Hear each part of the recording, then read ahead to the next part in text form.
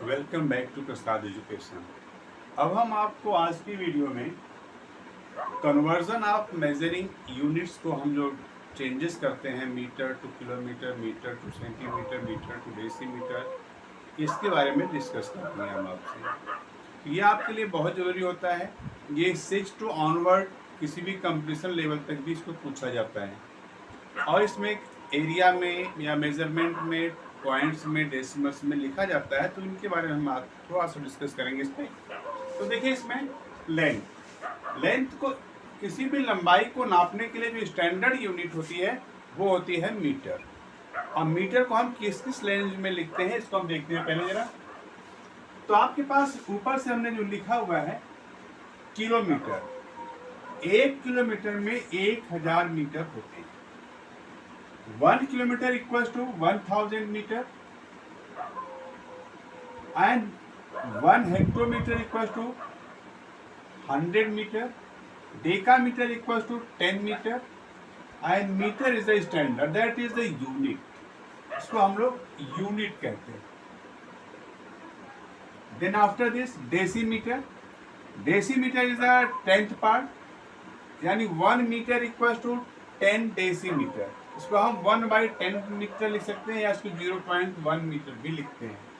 इसका होता है centimetre. 1 centimetre is equals to 100 centimetre होता है।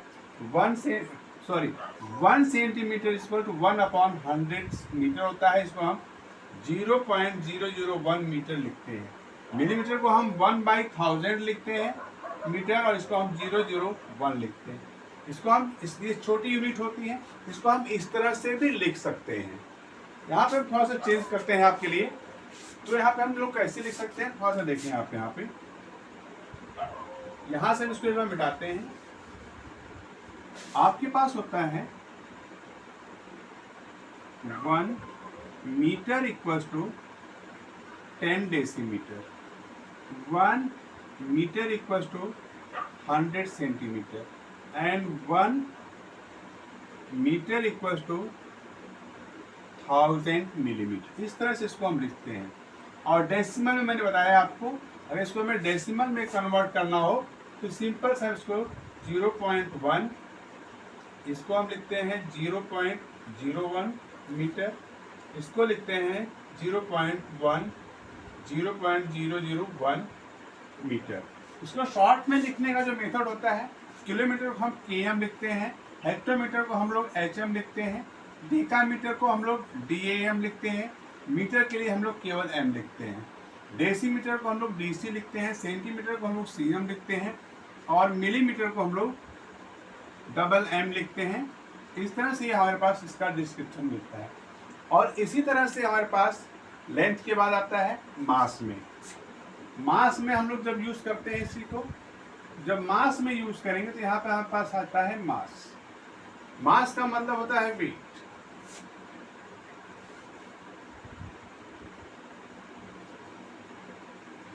मास इज केजी, यानी किलोग्राम। तो हमारे पास जहाँ मीटर है वहां पे हमारे पास ये हट जाएगा।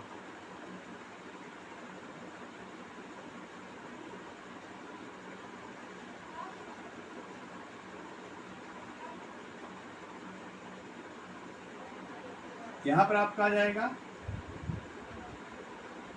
Kilogram, hectogram,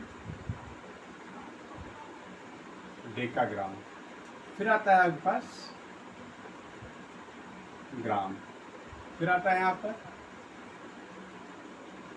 decigram,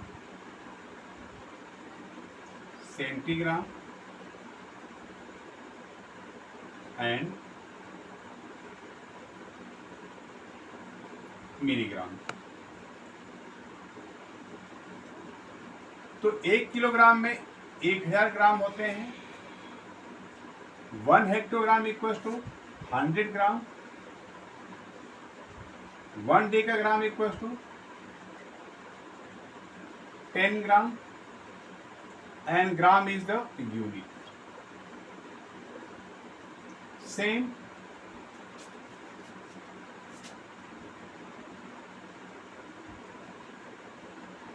1 gram equals to 10 decigram, 1 gram equals to 100 centigram and 1 gram equals to 1000 milligram. इसको हम लोग इस तरह से भी लिख सकते हैं।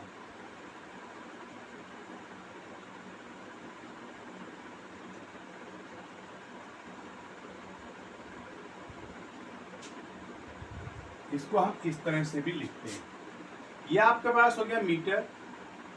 आपको बताया मैंने मास बता दिया और लेंथ बता दिया। अब इस तरह से आपके पास जो हम लिक्विड को नापते हैं, तो लिक्विड को नापने के लिए भी हमें इस तरह से होता है। लेकिन लिक्विड जो हम नापते हैं, पहली बात आप इसको देख लेते हैं। यहाँ पे हम लोग क्या चेंजेस करते हैं थोड़ा सा। जब हम ग्राम में आते हैं तो किलोग्राम को हम लोग केजी लिखते हैं, हेक्टोग्राम को हम लोग एचजी लिखते हैं, डेकाग्राम को डीएजी लिखते हैं और ग्राम के लिए हम लोग फिर जी यूज करते हैं। यहाँ पर आपका ये होता है आपके पास डेसीग्राम होता है, सेंटीग्राम होता है, यहाँ पर होता है मिलीग्राम। इनको इस तरह से हम लोग शॉर्ट फॉर्म में लिख लेते हैं। और सेम इस तरह से हमारे पास आता है अब लीटर में।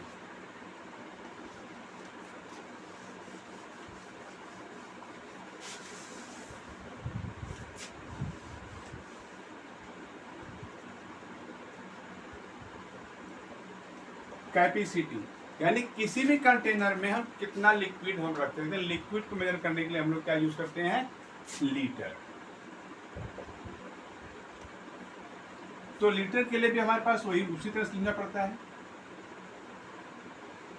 लीटर से बाद नीचे आता है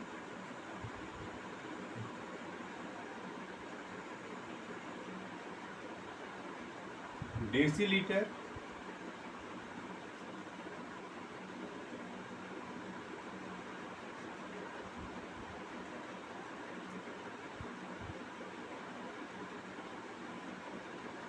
centilitre,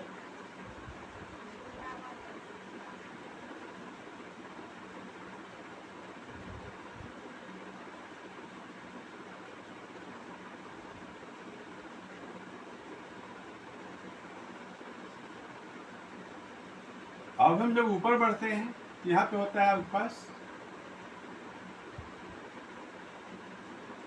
डेकालीटर। 1 decalitre equals to 10 litre.